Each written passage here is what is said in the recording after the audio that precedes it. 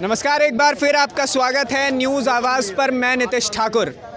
मुद्दा साहब बहुत बढ़िया है। बढ़िया ये है कि उम्र कैद की सज़ा हो गई है यासिन मलिक को।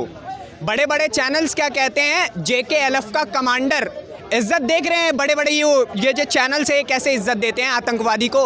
अरे कमांडर क्यों, उसको आतंकवादी बोलिए ना। जम्मू कश्मीर लिबरेशन फ्रंट को आतंकवादी संगठन बोलिए। हमारा सीधा कहना है। अब मुद्दे पे आते हैं। मुद्दे पे ये आते हैं कि केवल उम्र कैद क्यों। देश की जनता तो भाई साहब फांसी की मांग कर रही है। जो कश्मीर में पंडितों का नरसंहार किया उसको क्या मतलब फांसी भी नहीं होगी। खैर आगे बढ़ते हैं। खुशबू जी क्या कहेंगी, ये फांसी वाले लोगों को उम्र कैद से कैसे जनता खुश हो पाएगी? जी उनको खुश होना पड़ेगा, क्योंकि ये एक यासिन मलिक नहीं है। न जाने अभी हमारे देश में ऐसे कई यासिन मलिक हैं जो छुपे हुए हैं। अगर हम इस एक यासिन मलिक को फांसी पे चढ़ाते हैं ना, तो माफ़ करिएगा कहीं ना कहीं सरकार खोज तो लेगी बाकी के यासिन मलिकों को, लेकिन थोड़ा समय लगेगा। अब जब तक ये महाराज जिंदा रहेंगे तब तक इनके मुंह से सच्चाई निकालने की कोशिश की जाएगी। और हमें पता है, हमारी सरकार को पता है, हमारी कोर्ट को पता है कि सच्चाई को कैसे सामने लाना है। अब आप लोगों का लड़ाई इस मुद्दे पे है कि भाई जब यासिन मलिक इतना बड़ा गुनहगार था तो फिर आप उसको उम्र कैद क्यों दे रहे हैं, फांसी क्यों नहीं दे रहे हैं? तो जाहिर सी बात है सर, अगर हम एक बार में इस कीड़े को मार देंगे तो बाकी के नाली के जो कीड़े हैं ना वो पकड़ में नहीं आएंगे।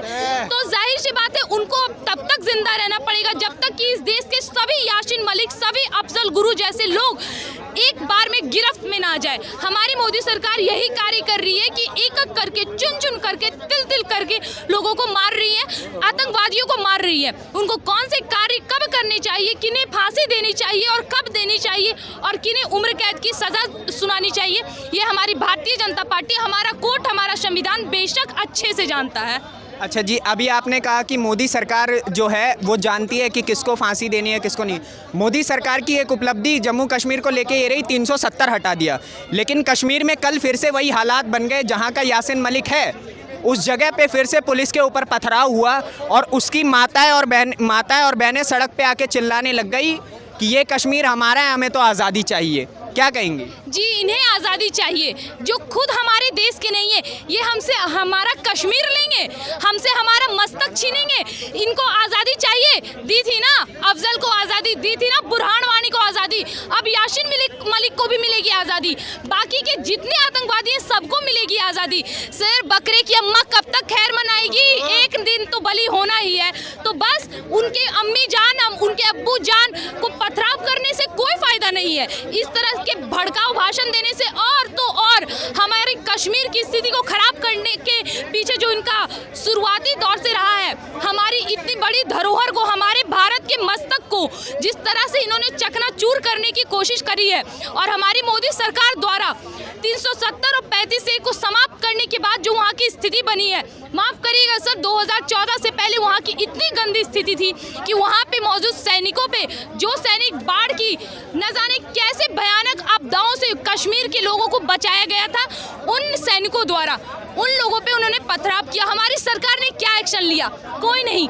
2014 के बाद वही सैनिक, हमारी वही सैनिक, भारतीय जनता पार्टी आने के बाद वो सैनिक वहाँ ठोक के बैठी है, जिसको पत्थर फेंकना है आ जाओ। लेकिन क्या करें सर, मैंने पहले भी बयान दिया था कि हमारे देश में जयचंदों की कमी नहीं है। अभी कुछ ये जो पथराव हो रहे हैं ना, याद होगा आपने बुलडोजर का तो नाम सुना ही होगा। बुलडोजर चलते चलते यूपी से दिल्ली आया, दिल्ली से अब हरियाणा जाने वाला है, तो हो सकता है कश्मीर भी मुड़ जाए। ये पथराव की स्थिति थोड़े दिन की है, धैर्य रखिए। इन लोगों की ऐसे बर्ताव करने से कुछ फर्क नहीं पड़ने वाला है। अब देखिए एक चीज़, अभी आपने कहा कि जो नरेंद्र मोदी की सरकार है वो ऐसे आतंकवादियों पे कार्य करती है। इससे पहले की सरकार थी डॉक्टर मनमोहन सिंह की। डॉक्टर मनमोहन सिंह के साथ यासिन मलिक की तस्वीरें इस दौर में बहुत वायरल हो रही हैं, इस पे क्या कहेंगे? जी ये यासिन मलिक वही है जिनका हमारे हिंदुस्तान के पूर्व प्रधानमंत्री डॉक्टर मनमोहन सिंह के साथ दोस्ताना वाली फोटो रिलीज हो रही थी।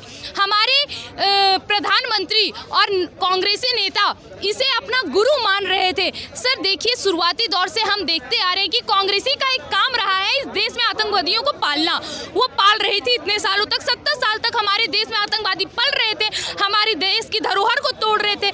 यहाँ अटैक कर रहे थे और उसके बाद भी जीवित रह रहे थे। ये यासीन मलिक वही है जिसके साथ मनमोहन सिंह की फोटो वायरल हुई है। सोनिया गांधी भी छोड़िए यार, कांग्रेसी के जितने भी नेता हैं उन सबके साथ आतंकवादियों का यही प्रेम, यही भाव रहा है।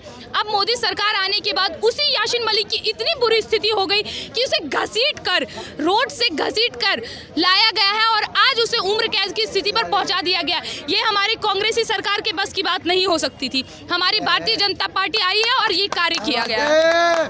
जी, बहुत बहुत धन्यवाद हमारे साथ बातचीत करने के लिए। अब भाई साहब, मुद्दा ये है, जो लोग बिट्टा कराटे को अपने इशारे पे नचाते थे उन लोगों को फांसी मिलनी चाहिए कि नहीं? देश की जनता तो आक्रोश में है, फांसी तो चाहिए ही चाहिए। आज नहीं तो कल मारे तो ज़रूर ही जाओगे। एक चीज़ अब मैं आपको बता देता हूँ इसके कुछ इतिहास के बारे में। उसके परिवार वाले तो चिल्ला ही रहे हैं हमको आज़ादी चाहिए, कश्मीर आज़ाद करेंगे। देखिए, पूरा देश नारा लगाता है कश्मीर से लेके कन्याकुमारी तक कि कश्मीर हमारा है, हमारा था, हमारा रहेगा। उखाड़ लीजिए जो उखाड़ना है।